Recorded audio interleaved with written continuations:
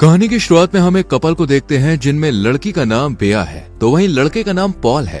इन दोनों की कुछ दिन पहले ही शादी हुई थी। वो दोनों साथ में बिताए गए पलों को याद करते हुए वीडियो रिकॉर्ड कर रहे थे।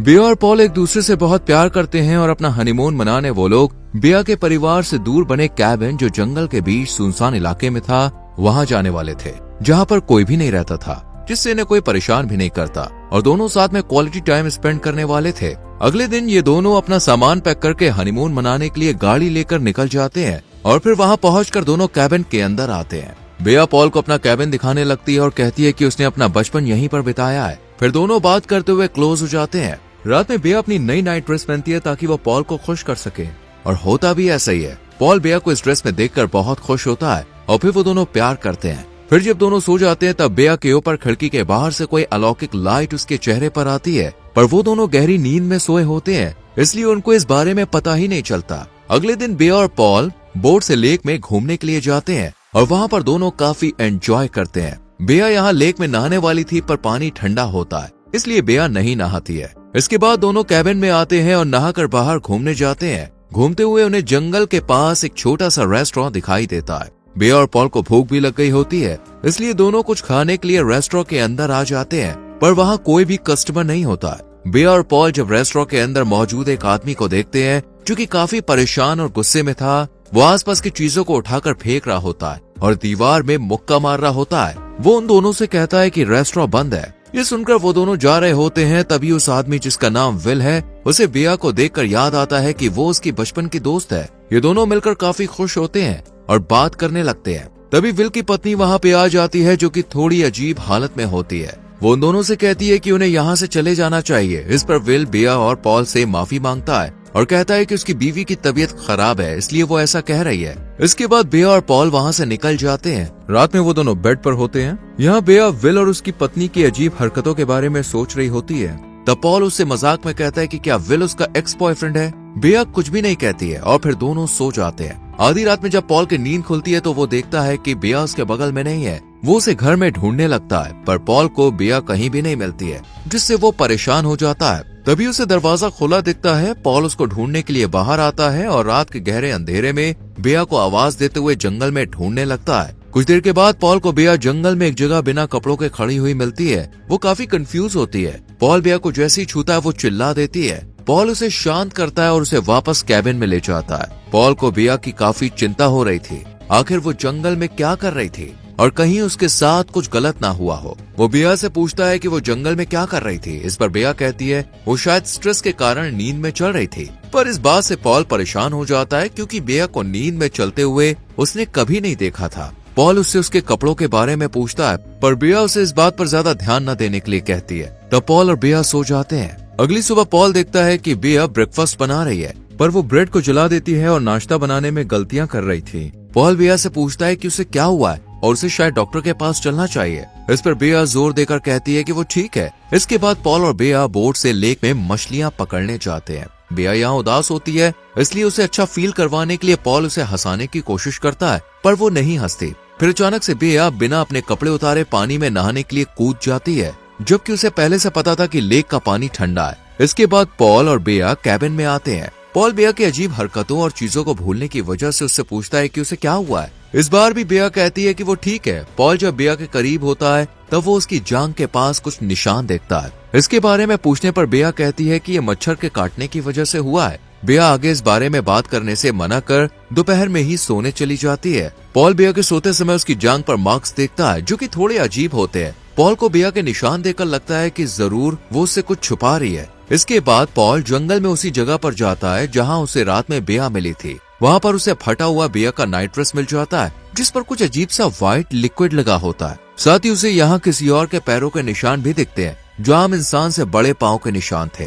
फिर पॉल उस ड्रेस को लेकर कैबिन में आता है। पॉल बाथरूम में बेया को मिरर के सामने खुद से बातें करते हुए देखता है, जिसे देखकर लगता है वो पॉल से बात करने के पहले कुछ डायलॉग्स की प्रैक्टिस कर रही है। ये चीज पॉल को काफी अजीब लगती है। पॉल अब दिन रात बेया पर नजर रखने लगता है, उसकी हर एक चीज को करीब से नोटिस करता है। रात में जब पॉल बेया के साथ इंटीमेट होना चाहता है तब बेया मना कर देती है और कहती है कि उसके सर में दर्द हो रहा है। ये सुनकर पॉल को लगता है कि वो उसे इग्नोर कर रही है। फिर पॉल बेया को अपना नाइट ड्रेस पहनने को कहता है, जिस पर बेया थोड़ा अजीब बर्ताव करते हुए कहती है कि उसका नाइट ड्रेस गंदा हो गया है। और उसने उसे रख दिया है। ये सुनकर पॉल काफी गुस्से में होता है और उसे कहता है कि मुझे तुम्हारा फटा हुआ नाइट ड्रेस जंगल में मिला और मुझे लग रहा है कि तुम्हारा और विल का कुछ चल रहा है। इस पर बेया काफी गुस्सा हो जाती है और दोनों में बहस होने लगती है। फिर दोनों सोने चले जाते हैं, पर पॉल सोया नहीं होता है। वो सोच रहा होता है कि आखिर बेया में इतना चेंज कैसे आ रहा है, क्योंकि जिस बेया को वो जानता है वो ऐसा कभी नहीं करती थी। आधी रात में पॉल देखता है कि उसके बेडरूम की खिड़की से चमकती हुई तेज रोशनी कमरे में आ रही है,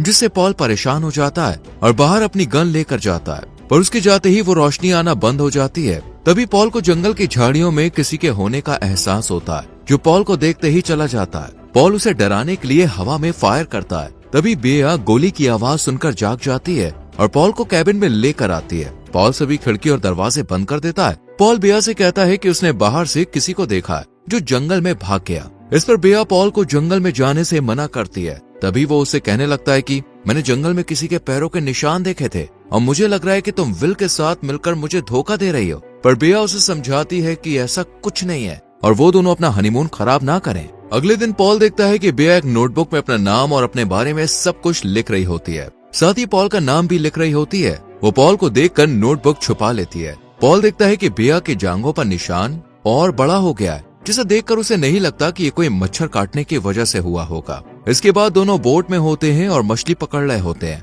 तब पॉल बेया से कहता है कि हमें यहाँ से चले जाना चाहिए, क्योंकि जब से हम इस जंगल में बने कैबिन में आए हैं तब से हमारे साथ कुछ न कुछ बुरा हो रहा है। इस पर बेया जाने से मना कर देती है और कहती है कि हम यहाँ हनीमून बनाने आए हैं। तब पॉल बेया के करीब आने लगता है। तभी वो देखता है कि बेया के प्राइवेट पार्ट से खून निकल रहा है। ये देखकर वो घबरा जाता है और दोनों कैबिन में आते हैं। पॉल उससे कहता है कि हमें डॉक्टर के पास जाना चाहिए, पर बेया कहती है कि उसे पीरियड्स आ गए। पर पॉल अब यहाँ रुकना नहीं चाहता है। वो उसे सामान पैक करने को कहता है और विल के घर जाता है, ये पता लगाने के लिए कि आखिर क्या चल रहा है। इसके बाद पॉल विल के घर आता है, जहाँ उसे विल की पत्नी दिखती है, जो अजीब तरह से व्यवहार करते हुए चल रही होती है, मानो कोई चीज उसे अपनी ओर खींच रही हो। पॉल उसके पास आता है और नोटिस करता है कि उसकी जांघों पर भी वही निशान है जो बेया की जांघों में था, जिससे वो परेशान हो जाता है। पॉल उससे विल के बारे में पूछता है। इस पर उसकी पत्नी दावा करती है कि विल छुपा हुआ है, जिसके बारे में उसे भी पता नहीं है, और दोबारा से पॉल को चेतावनी देती है कि वो उससे दूर रहे। फिर विल की पत्नी बोट लेकर चली जाती है। वहीं पॉल को विल की खून लगी बेसबॉल टोपी पानी में तैरती हुई मिलती है। इसके बाद पॉल विल के घर में प्रवेश करता है, जहाँ कोई भी नहीं था। उसे घर में विल की पत्नी के नोट्स मिलते हैं, जिनमें उसने अपने बारे में लिखा होता है, बिल्कुल उसी तरह जैसे बेया ने लिखा था। पॉल को घर में कैमरा भी दिखता है और जब वो वीडियो रिकॉर्ड चेक करता है तब उसे विल की पत्नी रात के अंधेरे जंगल में वही चमकीली रोशनी के पीछे जाती हुई दिखती है, मानो वो अलौकिक रोशनी उसे अपने पास बुला रही हो। ये सब देखकर पॉल को कुछ भी समझ में नहीं आता है कि आखिर ये क्या चल रहा है। वहीं हम किसी परछाई को देखते हैं जो बाहर से पॉल को देख रहा होता है। पॉल उसे नहीं देखता और यहाँ से कैबिन आता है और बेया की डायरी चेक करने लगता है। तभी बेया वहाँ आ जाती है। तब पॉल उससे कहता है तुम बेया नहीं हो, क्योंकि तुम कभी ऐसा व्यवहार नहीं करती थी। पॉल उसे अपने बारे में बताने को कहता है। इस पर बेया उसे अपने बारे में रटी हुई बातें बताने लगती है, जिन्हें उसने नोटबुक में लिखा था। पॉल बेया से कहता है उसकी तरह ही विल की पत्नी ने भी अपने बारे में नोट्स लिखा था, और उससे पूछता है ऐसा वो दोनों क्यों कर रही हैं। पॉल को लगता है कि विल मर चुका है, जिसे उसकी पत्नी ने ही मारा होगा, और अब शायद बेया उसे भी मार देगी। इसलिए वो अपनी कार की चाबी ढूंढने लगता है। बेया उसे कहती है कि वो उसे बचाना चाहती है। यहाँ पॉल को घर में चाबी नहीं मिलती और बेया खुद को बाथरूम में बंद कर लेती है, और जब पॉल अंदर घुसता है तो वो उसे बार बार अपनी जांघों में छुरा घोंपते हुए पाता है। बेया पॉल को देखकर डर जाती है, पर वो बेया को कमरे में ले जाता है और उसे बिस्तर से बांधता है और उससे उनके रिश्ते के बारे में कुछ सवाल पूछता है, जिनमें से ज्यादातर बेया उसे या तो गलत जवाब देती है या फिर वो भूल गई है। पॉल उससे कहने लगता है कि वो बेया की तरह दिखती तो है, पर बेया नहीं है। फिर पॉल अपना हाथ उसके प्राइवेट पार्ट में डालता है और उसे एक बड़े क्रीचर जैसा कुछ नजर आता है। ये देखकर पॉल हैरान हो जाता है। बेया उसे पॉल को निकालने के लिए कहती है और पॉल उसे निकालने लगता है। वो उसे धीरे धीरे खींचकर निकालने लगता है, जो कि पतला, लंबा और चिपचिपा था। पॉल उस क्रीचर को आखिरकार निकाल देता है, जो कि जिंदा था और काफी अजीब था। यहाँ बेया पॉल को बताती है कि जिस रात वो जंगल में उसे मिली थी, उस रात मैंने वही रोशनी देखी थी जो तुमने देखी थी, और मैं उस रोशनी की ओर चलने से खुद को रोक नहीं पाई। बेया बताती है कि उसे जंगल में कुछ शैडो दिखाई दी थी और फिर उसने उसे प्रेग्नेंट कर दिया, और बेया को लग रहा है कि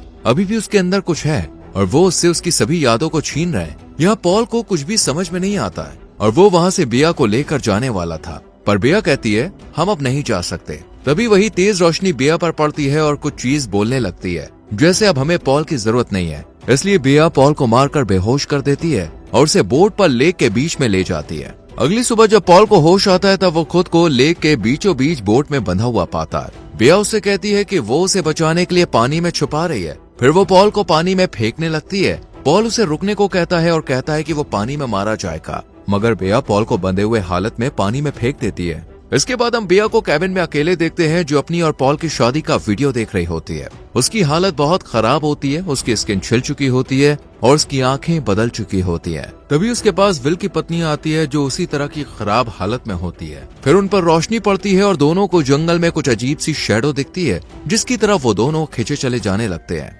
इस जंगल में फॉरेस्ट क्रीचर कई सालों से रहते थे, जो लड़कियों के साथ संभोग किया करते थे। और जब बेया और पॉल जंगल में बने कैबिन में आए तो वो फॉरेस्ट क्रिएचर की नजर बेया पर पड़ी और उसने एक रात बेया को प्रेग्नेंट कर दिया और इसी कारण वो चीजें भूल रही थी। बेया के ऊपर जब भी लाइट पड़ती थी तब वो उनकी तरफ आगे बढ़ने लगती थी, मानो वो उसे कंट्रोल कर रहे हो। और विल की पत्नी के साथ भी क्रिएचर ने ऐसा ही किया। फिर जब विल और पॉल क्रिएचर के बीच में आ रहे थे तब उन्होंने उन दोनों को उनकी पत्नियों से मरवा दिया और इसी के साथ मूवी खत्म होती है। दोस्तों, आपने वीडियो को अंत तक देखा, इसके लिए बहुत बहुत धन्यवाद। वीडियो अच्छी लगी हो तो लाइक और शेयर करें और ऐसी और मूवीज के एक्सप्लेनेशंस के लिए चैनल को सब्सक्राइब करके बेल आइकॉन प्रेस करें, जिससे आने वाली वीडियोस मिस ना हो। मिलते हैं अगली वीडियो में। Till then bye bye, take care.